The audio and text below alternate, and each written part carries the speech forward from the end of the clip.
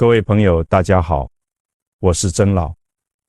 您是否曾经历过这样的瞬间，正准备踏出门去，偏偏鞋带断了，耽误了几分钟，出门后才听说那条路上刚刚出了事故，或者您明明订好了某趟车的票，临出发前莫名其妙觉得浑身不对劲，就这样鬼使神差地退了票，后来那班车出了问题。又或者您走在街上，突然脚步一顿，站在原地发了几秒钟呆，刚一抬头，一块招牌恰好砸在您刚才站着的地方。这些事情真的只是巧合吗？世上有没有无缘无故的幸运？今天曾老就来和大家聊一个许多人心里藏了很久却不敢开口问的话题：您的身上究竟有没有护法神？今天这个主题说神秘，它确实神秘；说贴近，它又与我们每个人的日常生活息息相关。古人说吉人自有天相，这句话不是迷信，而是在告诉我们，一个人的善行、德行、心性会在无形之中为自己构筑一道看不见的屏障。护法神这个概念，您可以把它理解为人生旅途中的一位无形相，在关键时刻扶您一把，在暗处替您挡掉本该迎面而来的灾厄。一个真正受到护法神庇佑的人，其生命的韧性与转返的余地，远比旁人宽广得多。这是累世修来的福报，也是一种双向奔赴的能量感应。那么怎么判断自己身上是否有护法神呢？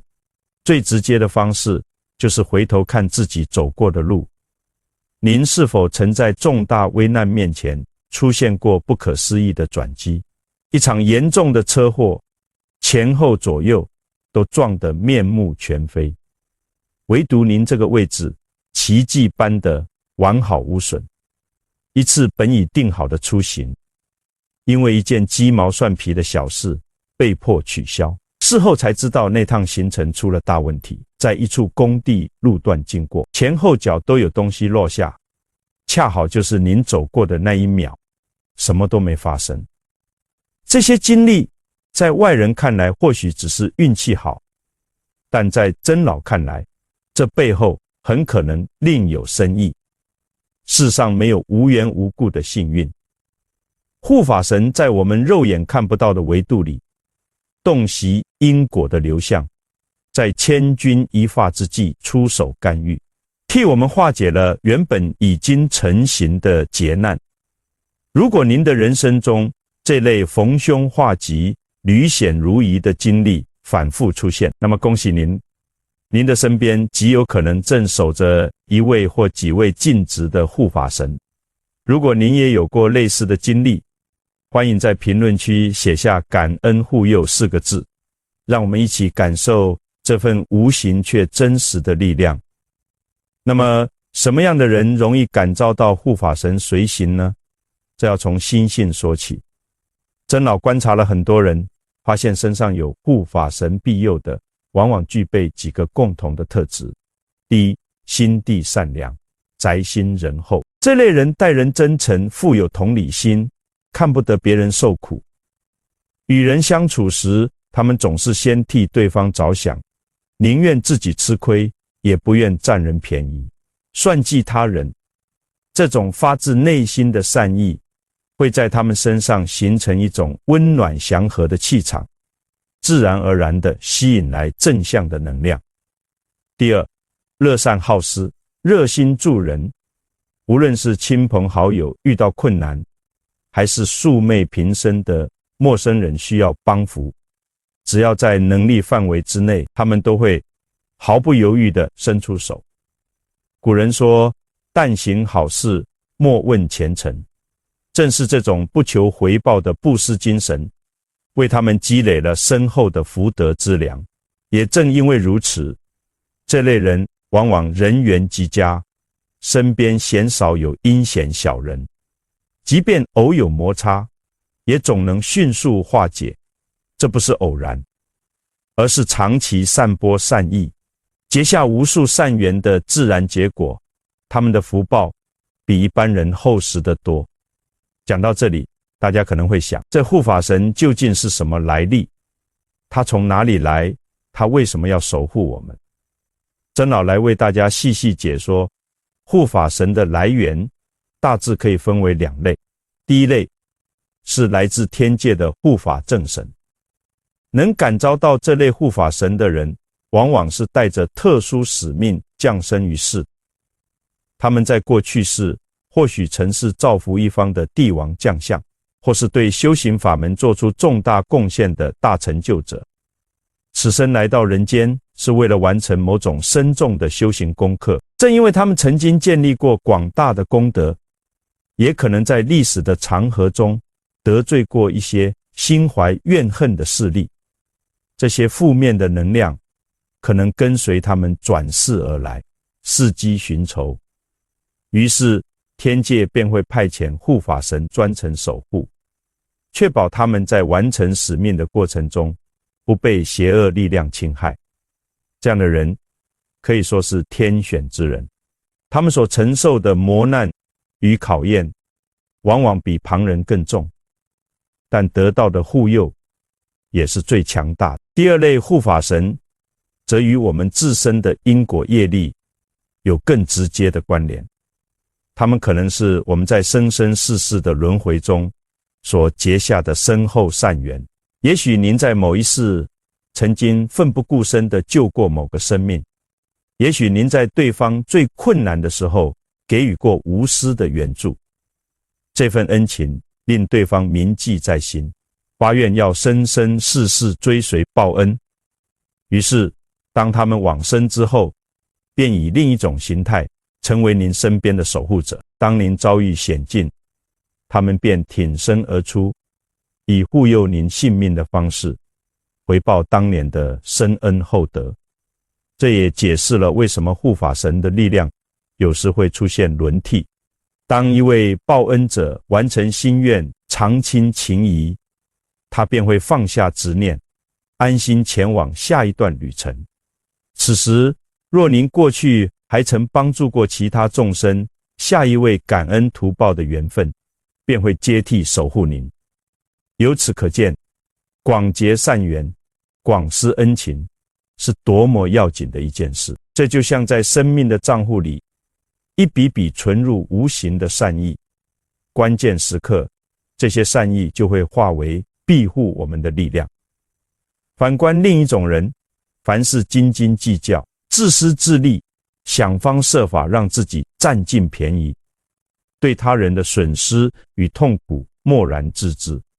这样的人不仅难以感召护法神，反而会因为对他人的亏欠，招引来满怀怨念的冤亲债主，结果往往是祸事连连，厄运不断。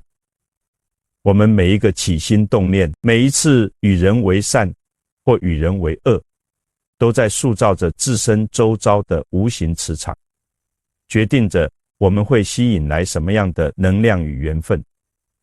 对于已经感受到护法神存在的朋友，曾老这里要特别叮嘱几句。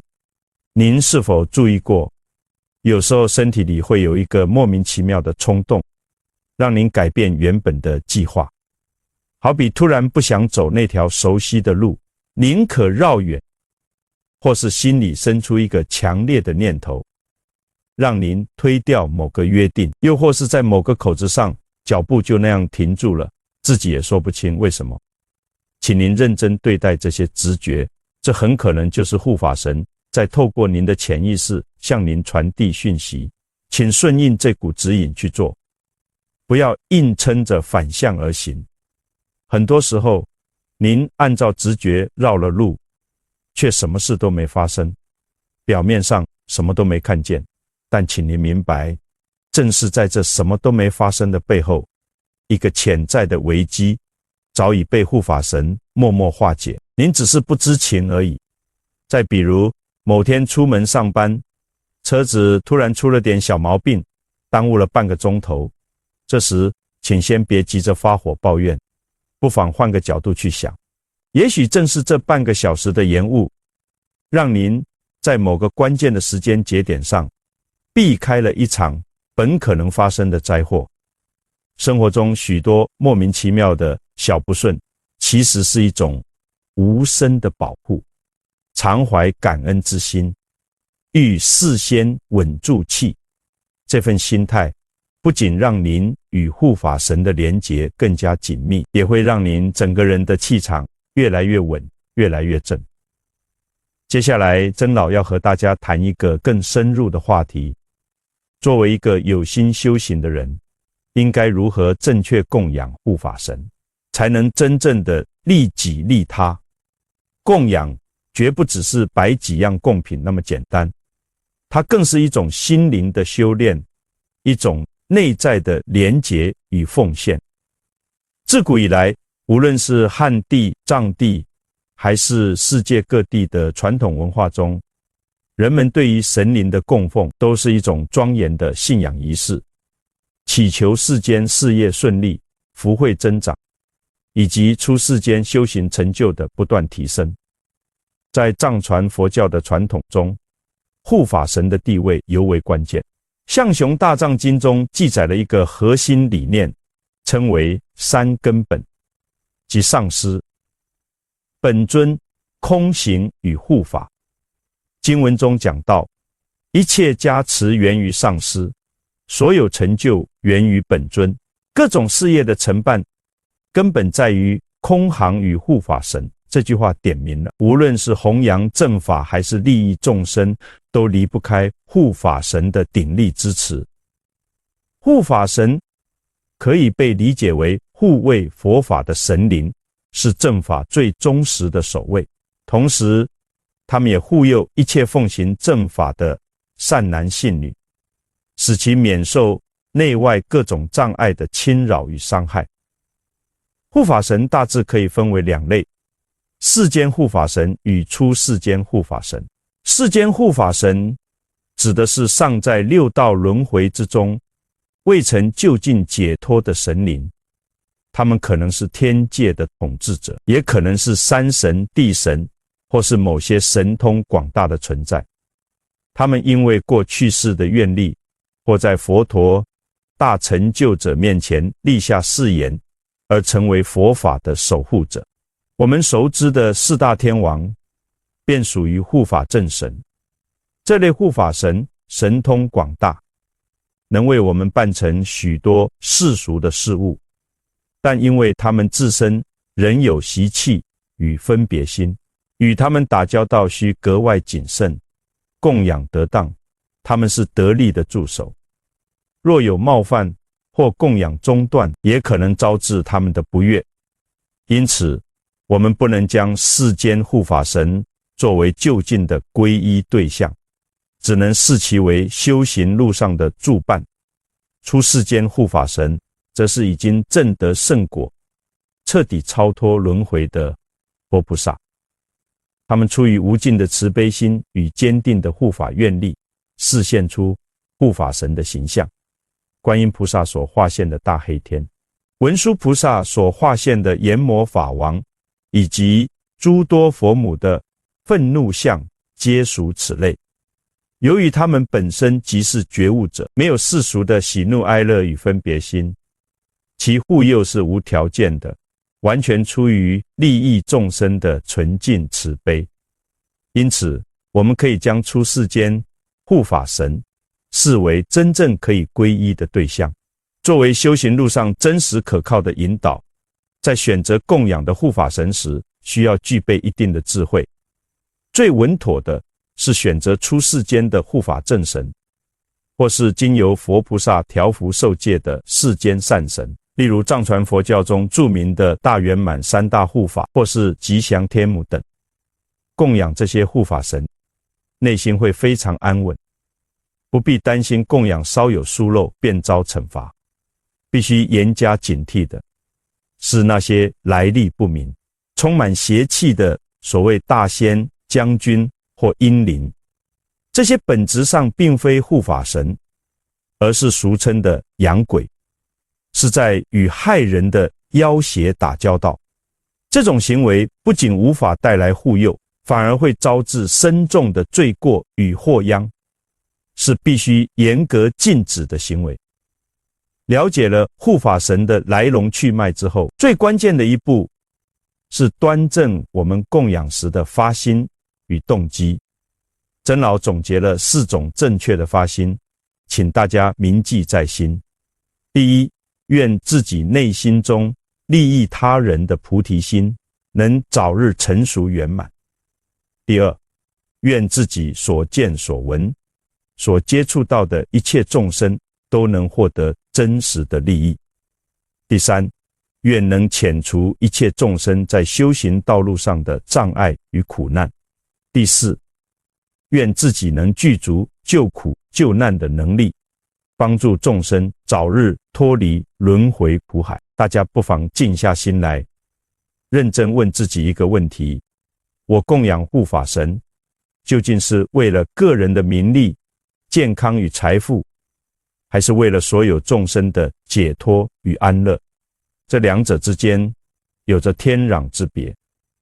若我们的发心仅仅是为了满足私欲，那么即便是护法神也未必会出手相助，因为这与他们护法立身的本愿背道而驰。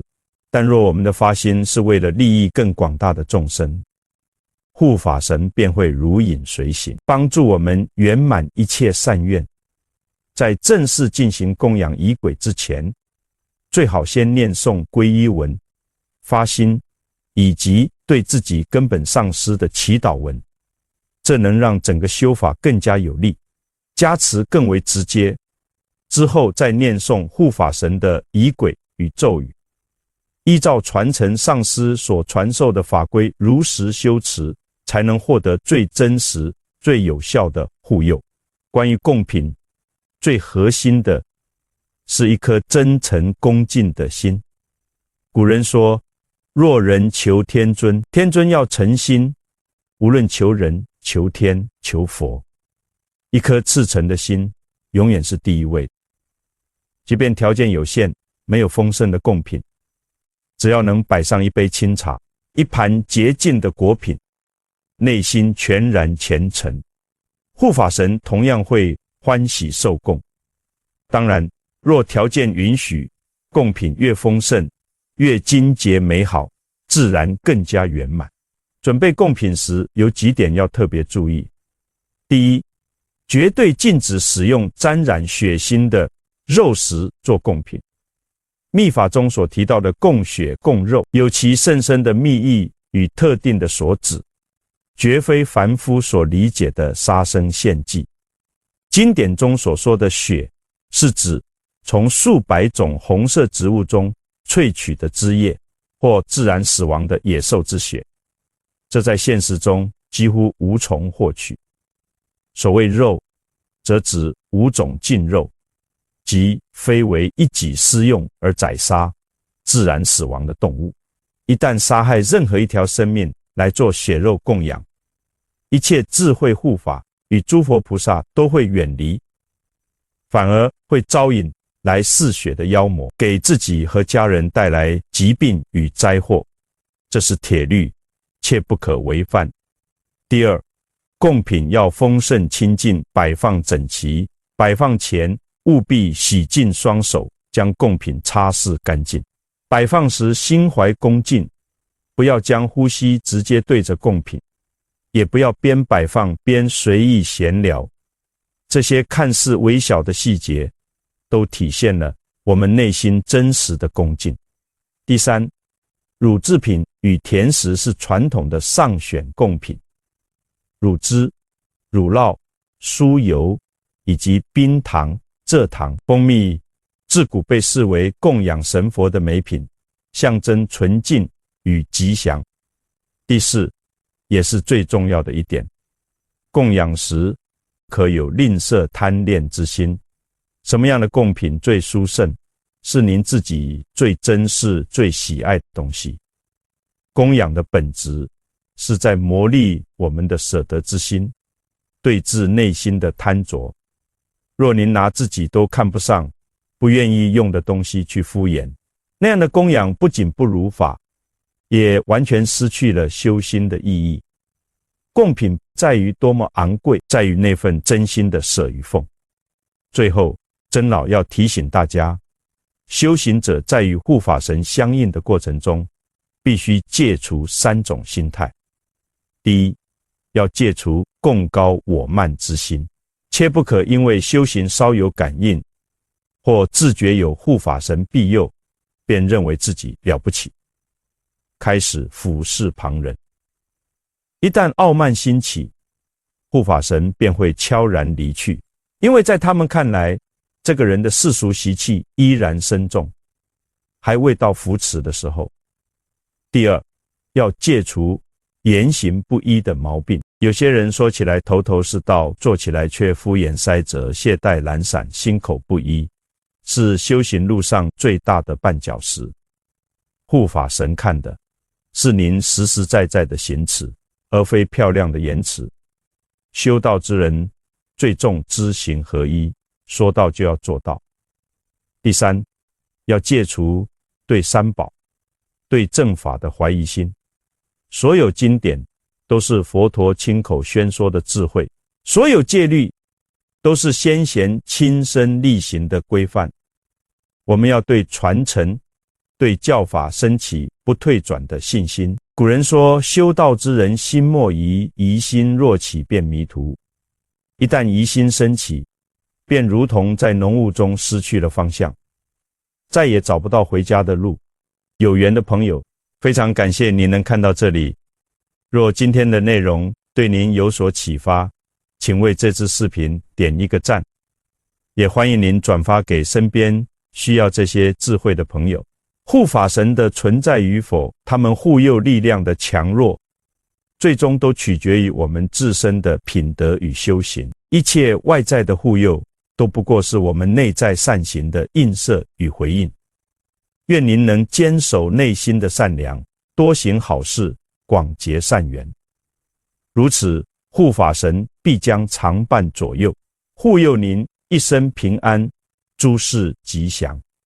感谢您的观看，我是曾老，我们下期节目再见。